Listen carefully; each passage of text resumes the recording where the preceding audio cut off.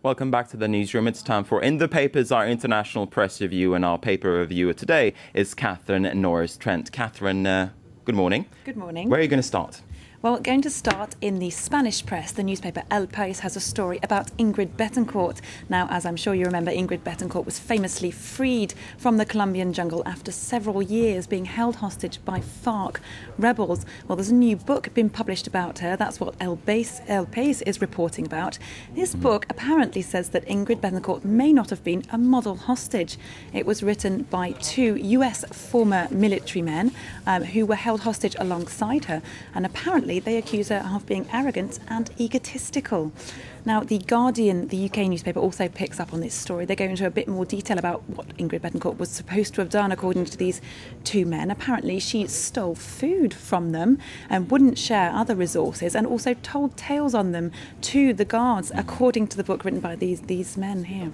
The Guardian also has a helpful article alongside, looking at the psychology of people held captive, saying that, well, most people will remain passive or become very passive. There are a few strong personalities who may become unsettling influences and may become more like guards than actually people being held hostage themselves. Well, I'm guessing in these kind of situations, I've never been in one myself, but I'm guessing that sort of survival instincts kick in. Absolutely. It obviously was a very difficult ordeal. Absolutely. Next story? Well, moving on to the US now, no one can accuse Barack Obama of having been idle so far. He's swung into action on all kinds of things, and apparently now on US-Cuba relations. There's a bill that's going through Congress. It has yet to be passed by the Senate. We've got an article there from the Miami Herald, which is going to flash up in a second or two. Which has a big Cuban diaspora.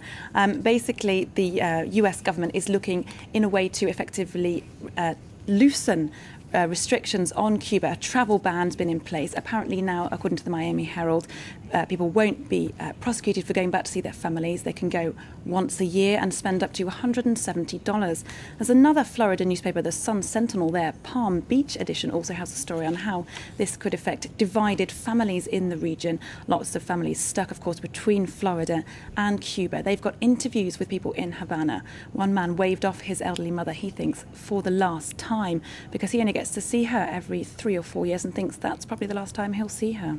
Now, another Spanish newspaper, I believe, focuses on the business side of this. Absolutely, because America also has a trade embargo on Cuba, has done for several years now. And the Spanish newspaper Público speculates that this is about to end too, with several big US firms, they say, poised to launch in Cuba. They cite Nike, Starbucks, McDonald's.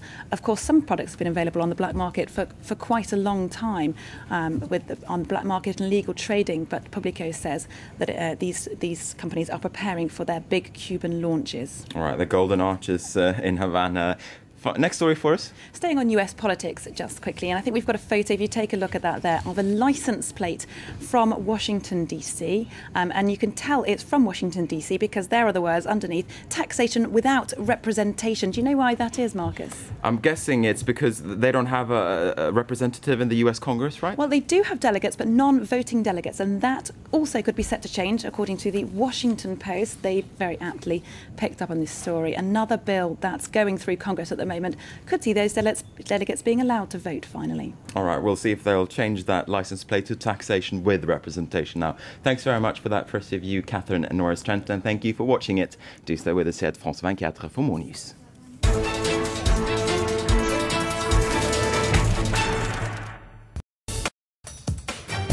Iran and the US want to resume diplomatic relations, but behind the scenes a battle of powers is still raging. We'll explain how the US is pressuring, even intimidating Iran to give up its uranium enrichment program. Don't miss Beyond Business, today, 4:15 p.m. Paris time on France 24.